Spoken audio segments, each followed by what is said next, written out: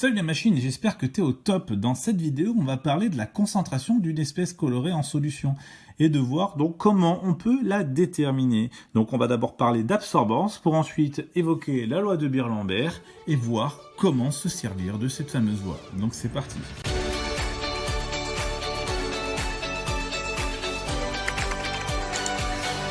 Donc, la concentration d'une espèce colorée en solution, eh bien, on va pouvoir déterminer donc cette concentration par des moyens donc techniques qu'on a à notre disposition et qui peuvent même être utilisés au niveau donc d'un TP en épreuve expérimentale, tout simplement. Donc d'abord, si on veut retrouver cette concentration, il va falloir qu'on voit un lien avec la lumière. Alors, ce qu'on appelle l'absorbance dans notre cas. L'absorbance, c'est très simple parce qu'en fait, c'est assez naturel.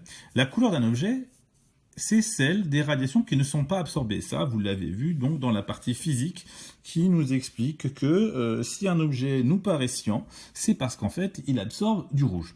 Si un objet nous paraît rouge, c'est parce qu'en fait, il absorbe le vert et le bleu. Alors, on va se faire quelques exemples, par exemple, juste pour voir si vous êtes encore au point. Si la couleur perçue, c'est le jaune, eh bien, le jaune étant un mélange de rouge et de vert, la couleur absorbée, eh bien, c'est le bleu. Donc, pour en revenir à ce qu'on disait, il suffit d'avoir un petit cercle chromatique sur les yeux pour voir quelle couleur est absorbée en fonction de la couleur qu'on a reçue. Eh bien, la proportion de lumière absorbée, c'est la fameuse, donc, absorbance. C'est-à-dire qu'on va faire un rapport entre la quantité de lumière qu'on envoie et la quantité de lumière qu'on reçoit à la sortie donc, de notre solution colorée. Et c'est ce qui va nous donner la fameuse absorbance. Alors l'absorbance, c'est noté grand A, A majuscule, donc on ne s'est pas beaucoup embêté. Et ça n'a pas d'unité puisque c'est une proportion. C'est-à-dire que ça pourrait être un pourcentage par exemple, mais ici c'est une proportion. Et bien sûr, l'absorbance, c'est une grandeur additive. Ça veut dire qu'on peut avoir l'absorbance d'un mélange de solutions comme étant la somme des absorbances de chacune de ces solutions. C'est pour ça que si on mélange toutes les couleurs, eh bien on a du noir, puisqu'on va absorber toutes les couleurs possibles. Et donc du coup, on n'aurait émettre qu'une seule. On va finir pour voir quand est-ce qu'on va faire l'absorbance. Eh bien, l'intérêt de connaître ces couleurs absorbées et perçues, donc le rapport entre les deux, ça va être de savoir quand est-ce qu'on va faire des mesures d'absorbance. En fait, on va faire des mesures d'absorbance uniquement où l'absorbance est maximale pour limiter un maximum, justement, les incertitudes, pour en avoir donc un minimum. Parce que si l'absorbance est minimale, eh bien, une toute petite variation peut entraîner une très grande variation de la concentration. Malheureusement. Donc, on passe à l'essentiel du lien entre l'absorbance et la couleur, ou entre l'absorbance et la concentration, c'est la fameuse loi de Beer-Lambert. La loi de Beer-Lambert, elle part d'un principe simple. La couleur est liée à la concentration. Et ça, vous l'avez vu en seconde quand il s'agissait de faire une échelle de teinte. Une échelle de teinte, ça nous disait qu'on pouvait estimer que la concentration d'une solution colorée pouvait se situer entre deux teintes dont on connaissait la concentration. Eh bien, plus la couleur est forte, plus l'absorbance du coup sera grande, parce que si la couleur est forte, il y a moins de lumière qui passe à travers, et donc du coup l'absorbance est beaucoup plus grande. C'est pour ça qu'on va le faire aussi au maximum d'absorption, pour que les variations soient maximales. La loi de Beer-Lambert, donc du coup, la loi de Beer-Lambert, elle marche pour les solutions suffisamment diluées. Si la solution est trop concentrée, évidemment, c'est trop opaque. Elle nous dit que A est égal à epsilon fois L fois C. Alors, on va nommer tout le monde, mais on va voir que c'est un simple rapport de proportionnalité à la fin. Donc, si A est égal à epsilon fois L fois C, donc A, pour information, eh bien, c'est l'absorbance. C, ça va être la fameuse concentration. Alors la concentration, ici, on va l'avoir en mol par litre. L, c'est l'épaisseur du liquide traversé. Donc on va la faire en centimètres. Et epsilon, eh bien, c'est dépendant de la solution en question. C'est ce qu'on appelle le coefficient d'extinction molaire. Bon, c'est un mot très compliqué. Et en plus, son unité est très compliquée, puisqu'on va avoir des litres par mol par centimètre. Néanmoins, ce qu'on doit retenir ici, c'est que dans cette formule-là, epsilon fois L fois C, il suffit juste d'avoir toujours la même largeur de la cuve, d'avoir toujours la même espèce colorée, et ça, du coup, c'est réduit à une constante qu'on va appeler K par exemple, qui nous dit que l'absorbance est proportionnelle à la concentration.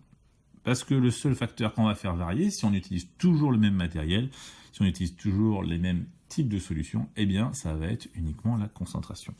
Donc, cette absorbance, cette loi de Beer-Lambert va nous permettre de doser une espèce chimique en solution. Comment ? On va voir ça tout de suite.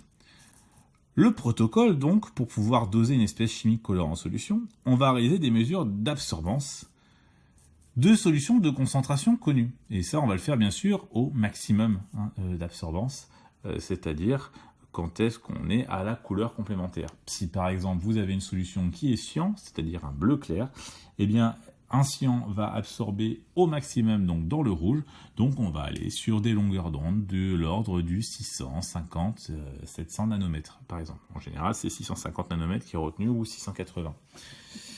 Donc pour ça, ce qu'on fait, eh bien, donc on fait nos mesures d'absorbance de solutions de concentration connues. Eh bien, on va ensuite avoir un joli petit graphique. Alors ici, on va prendre l'exemple du cyan, donc, qui a été fait avec une longueur d'onde rouge. Eh bien, on remarque que on va faire donc différentes valeurs. Celle-là, on la connaît, c'est une concentration C1, donc c'est une absorbance A1.